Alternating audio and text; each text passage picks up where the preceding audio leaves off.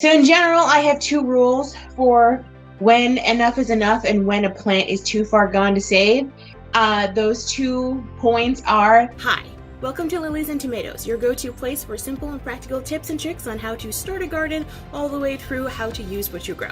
This is from my live class that I teach on Tuesdays, Thursdays, and Saturdays on Facebook. If you'd like to attend a live class or ask me a question, check out the link in the description. Hello. Welcome back to my basement workshop. Today we're talking about when to say enough is enough with a plant. At what point is it too far gone to save? If we have not met yet, my name is Quincy Adams and I want to help you grow some of your own food in a small space on a budget. Let's get started. Okay, so in general, I have 2 rules for when enough is enough and when a plant is too far gone to save. Those 2 points are: 1, the plant must be crispy. That means the whole thing is shriveled, it's brown or it's black, and it makes a crunching noise when you bend the leaves or the stems. So that's crispy. That's rule number 1. And number 2 is when it fails a pull test. So that means the plant looks dead. I try to grab it near the base and pull it, and the whole plant comes out, roots included. That's when it fails the pull test. If I try to pull on it and the plant holds on, then it has passed the pull test. And sometimes what will happen is I will pull on the plant and the top will come off, but the roots will stay in the dirt. And at that point, it gets a stay of execution for a little while longer, because sometimes it'll come back by the roots. So I will show you an example of how that work plays out in my garden. What I have right here is a half crispy Stevia. So I bought this online before I realized that before I had confirmation that the Stevia that I overwintered from last year had survived. I bought this online, then shenanigans happened. My order was delayed, and by the time my plants got to my house, I had a couple of them show up looking like this. This right here, this is a crispy plant. This was in a small plug tray. So what I did, because I tugged on it, well, that part failed, but at the time it did pass the pull test. So what I did was I up-potted it slightly. It was in a tiny little plug, so I up-potted it into a plastic cup, and then I gave it a little bit of fertilizer, a tiny bit, and I watered it, and I set it in indirect sun.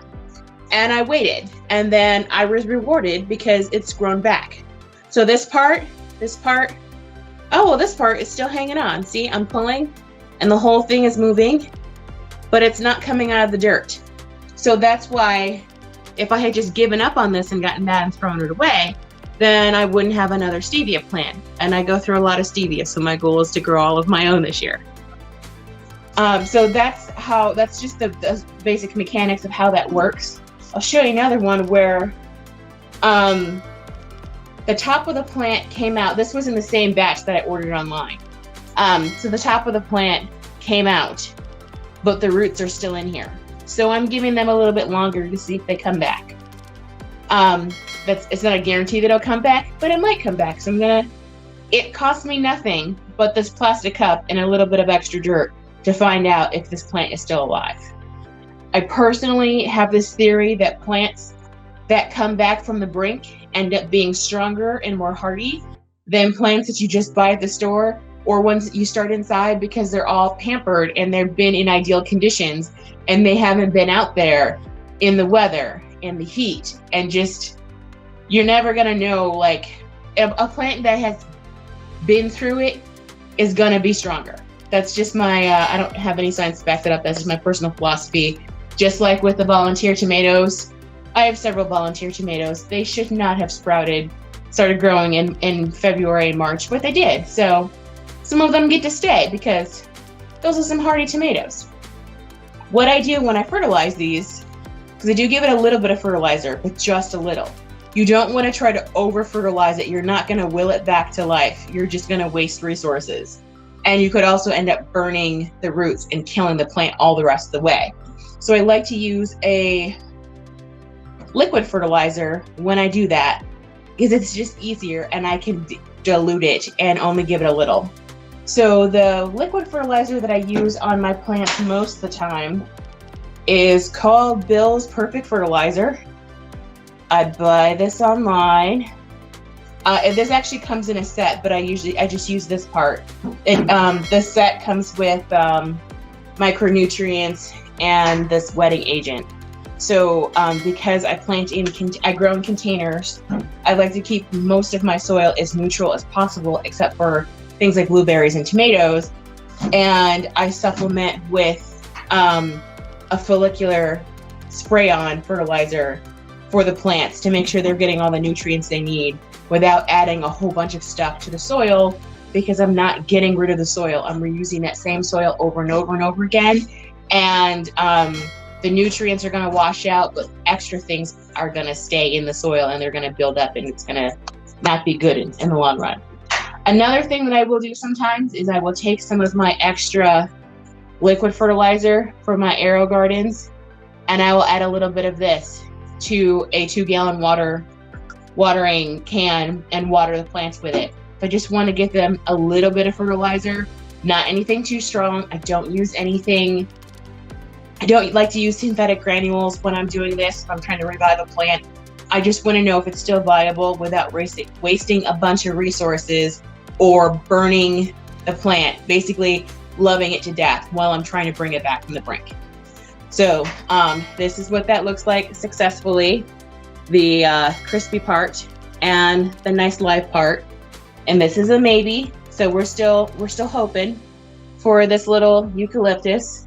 And if it doesn't come back, the company I ordered it from has a 1-year guarantee. So I've lost nothing but a cup and a little bit of soil to find out if this is still alive. Are there any questions about that? That's just really simple. Like, is a plant worth trying to save? Is it crispy? Does it pass a pull test? If it fails a pull test and it's crispy, then you can safely throw it in the garbage or put it in your compost. But if it passes the pull test like this one does, you can't see that, passes a pull test like this one does, or the roots stay in the pot, or it's not completely crispy yet, it just looks sad, it can be revived. It's really, instead of starting over all the time, I find it like a boost for your confidence if you can bring a plant back from the brink. I think it makes them stronger, and it's a better use of your time than trashing everything and restarting, because you've only got, even if you have a long growing season, you only have but so much time to restart things. And it's better to have a small harvest from a plant that you brought back to life than to have no harvest because you started over 4 times and then you ran out of time. So, any questions about gardening, the pull test, the crispiness test, anything like that? Going. Okay, gone. This is a really quick one. I hope you guys have a great night. I hope you're staying home and staying safe, washing your hands and doing all the things. And if you have any questions, just let me know. You can ask them below or send me a message on my page. Have a good night, guys. Bye.